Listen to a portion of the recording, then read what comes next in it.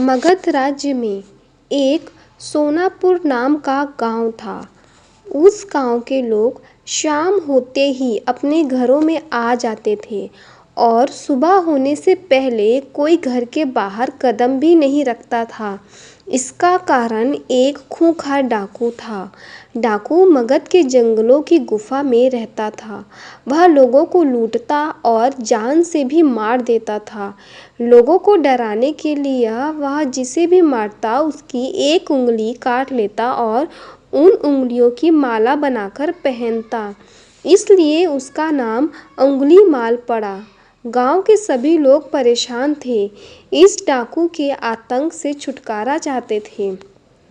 एक दिन गौतम बुद्ध उस गांव में आए। गांव के लोग उनकी आवभगत करने लगे। गौतम बुद्ध ने देखा कि गांव के लोगों में किसी बात को लेकर दहशत फैली है। तब गौतम बुद्ध ने गांव वालों से इसका कारण पूछा। गांव वालों ने अंगुली माल के आतंक का पूरा किस्सा उन्हें सुनाया। अगले ही दिन गौतम बुद्ध जंगल की तरफ निकल गए। गांव वालों ने उन्हें बहुत रोका पर वो नहीं माने। बुद्ध को आते देख अंगुली माल हाथों में तलवार लेकर खड़ा हो गया, पर बुद्ध उसकी गुफा के सामने से निकल गए।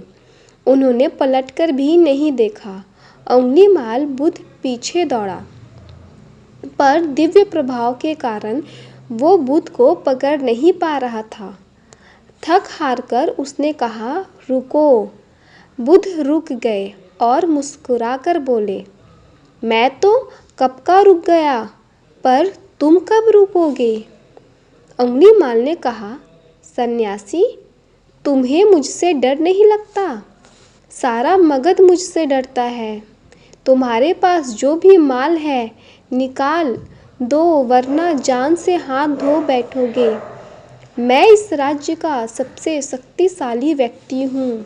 बुद्ध जरा भी नहीं घबराए और बोले, मैं ये कैसे मान लूँ कि तुम ही इस राज्य के सबसे शक्तिशाली इंसान हो? तुम्हें ये साबित करके दिखाना होगा। अंगुली माल बोला, बताओ कैसे साबित करना होगा? बुद्ध ने कहा, तुम उस पेड़ के 10 पत्तियां तोड़कर लाओ। अंगुली माल ने कहा, बस इतनी सी बात? मैं तो पूरा पेड़ उखाड़ सकता हूँ। अंगुली माल ने 10 पत्तियां तोड़कर ला दी। बुद्ध ने कहा, अब इन पत्तियों को वापस पेड़ पर जाकर लगा दो। अंगुली माल ने हैरान होकर कहा, टूटे हुए पत्ते कहीं वापस नहीं लगते। तो बुद्ध बोले, जब तुम इतनी छोटी सी चीज को वापस नहीं जोड़ सकते तो तुम सबसे शक्तिशाली कैसे हुए? यदि तुम किसी चीज को जोड़ नहीं सकते तो कम से कम उसे तोड़ो मत। यदि किसी को जीवन नहीं दे सकते तो उसे मृत्यु देने का भी तुम्हें कोई अधिकार नहीं है। मैं तो ज्ञान प्राप्त कर सांसारिक बंधनों से मुक्त हो गया हूँ, लेकिन तुम यह लूटपाट और हत्या कब बंद करोगे?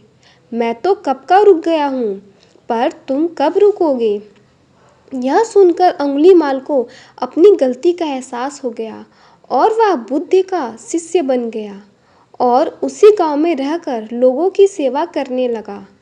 आगे चलकर यही अंगुली माल बहुत बड़ा सन्यासी बना और अहिंसा के नाम से प्रसिद्ध हुआ।